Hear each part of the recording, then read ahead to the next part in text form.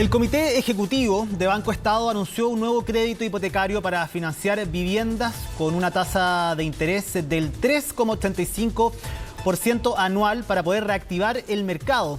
Queremos conversar más del tema y para eso tomamos contacto con el economista y académico de la Universidad de Chile, Alejandro Alarcón. ¿Cómo está, Alejandro? Muy buenas tardes. Gracias por conversar con CNN Chile. Hola, Ivo. Buenas tardes. Alejandro, ¿qué tan conveniente es este crédito hipotecario con tasa de interés fija que lanza el Banco Estado?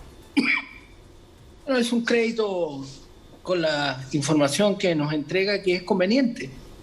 Es conveniente. Entonces, lo interesante es saber cómo lo están haciendo en el Banco del Estado, porque no se ha podido reproducir en el resto del mercado. Recordemos que estos financiamientos son llamados de largo plazo, por lo tanto necesitan financiamiento de largo plazo, como el que proveen los inversionistas institucionales, típicamente las AFP y las compañías de seguro. Entonces, a mí la tasa me parece muy buena para actuales condiciones y además me parece que sea fija también es muy bueno porque en una modalidad que estaba apareciendo habían tasas variables, lo que le imprimía riesgo a los clientes si las condiciones del mercado iban cambiando. Entonces yo creo que si eso se puede reproducir a gran escala va a ser muy bueno. Sí, y llega en un momento este crédito hipotecario, este anuncio del Banco Estado, momentos donde, como usted dice, Alejandro, han ido variando las condiciones para poder adquirir, para poder postular a un crédito hipotecario. Menos tiempo en cantidad de años, tasas variables, mixtas, así que al parecer pareciera ser una buena alternativa para quienes sueñan con la casa propia, con el departamento propio. Sí, pero lo que yo me gustaría saber bien, sin quitarle mérito al Banco del Estado, que seguramente está haciendo un gran esfuerzo, es ver si podemos mejorar las condiciones para una gran masa de ciudadanos de clase media. Esto básicamente se produjo por los retiros. Los retiros sacaron unos 50.000 millones de dólares del mercado de financiamiento a largo plazo. Y yo creo que eso ha provocado que las dos cosas que usted decía, en primer lugar, que los plazos, ¿no es cierto?, para pagarse hayan desaparecido en el largo plazo. Ahora están apareciendo nuevamente con esta oferta del Banco del Estado, pero para tener una oferta, vamos a decir, a 20, 25 años, 30 años, se necesita un financiamiento institucional, de inversionistas institucionales importante. Y además, las tasas de interés empezaron a subir, con lo que se encarecían mucho los dividendos, los llamados dividendos. Entonces, hacían imposible para una familia de clase media pagar esa plata para poder postular. Por lo tanto, esa fue la razón fundamental que los financiamientos de vivienda, que es el sueño dorado de la clase media, sin duda, medido en varios estudios de opinión, puedan aparecer con más fuerza.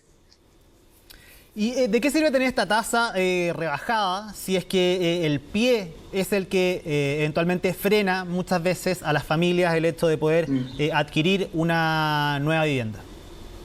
Bueno, Ivo, eso es la clave. Porque si los pies siguen siendo muy altos, va a ser imposible para una familia de clase media acceder a ese financiamiento. Entonces, lo que hay que pensar es cómo restituir el financiamiento de los inversionistas institucionales. Con las pensiones eso se ha visto mermado porque ha salido mucha plata de los fondos de pensiones. 50.000 millones de dólares en este país menos de financiamiento de largo plazo no es bueno para la clase media.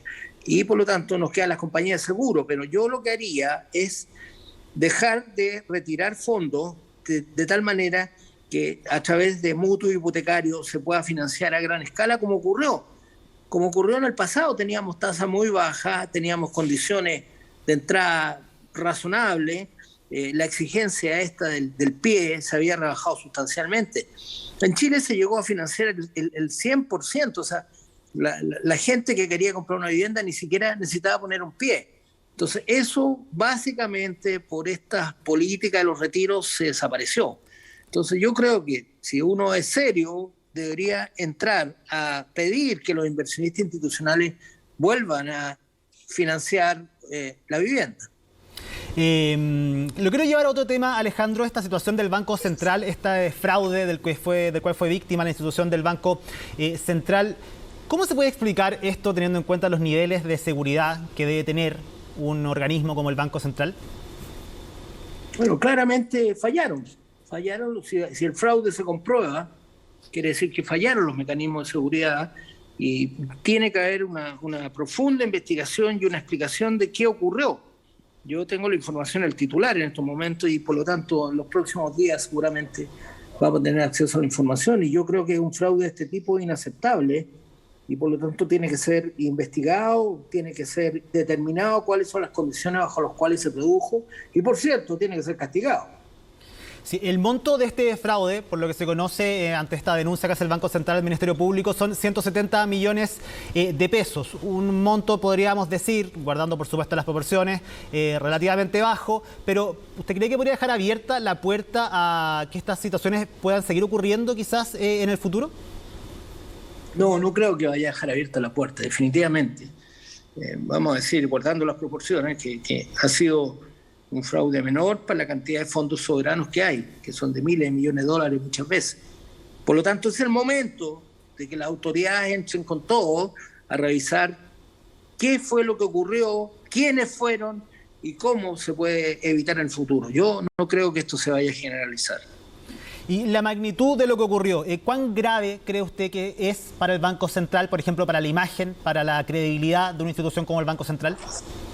Bueno, esto normalmente los fraudes le pegan a la reputación de una determinada institución financiera. Por lo tanto, la tarea que tiene el Banco Central ahora es explicar con detalles qué fue lo que ocurrió y cuáles son las responsabilidades del banco o si hay otras responsabilidades que no tienen que ver con el banco. Hay que tener cuidado con eso y por eso yo lo que estoy esperando es que la investigación arroje resultados y sepamos. Por suerte, vamos a decir, está acotada la pérdida de 170 millones de pesos, cuando son miles de millones de dólares los que muchas veces están en juego. Pero yo creo que es grave que haya ocurrido algo así y que por lo tanto tenemos que saber con toda la transparencia del mundo cuáles fueron las causas, quién está comprometido y se tiene que administrar la justicia lo antes posible. Y en ese sentido, el Banco Central, ¿en qué pie queda con el resto de los proveedores luego de una situación como esta? Bueno, eso lo va a determinar la investigación. En la medida que el Banco Central haya tenido personal involucrado, va a ser mayor la responsabilidad.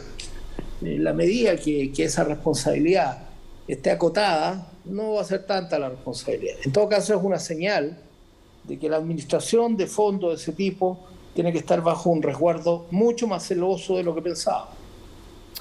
Alejandro Alarcón, economista y académico de la Universidad de Chile, le agradecemos su tiempo este domingo para conversar con CNN Chile, como siempre. Que esté muy bien, Alejandro, que tenga un buen domingo. Gracias, Ivo. Muchas gracias. Y nosotros nos vamos a una pausa acá en Noticias Express, pero volvemos pronto con más informaciones.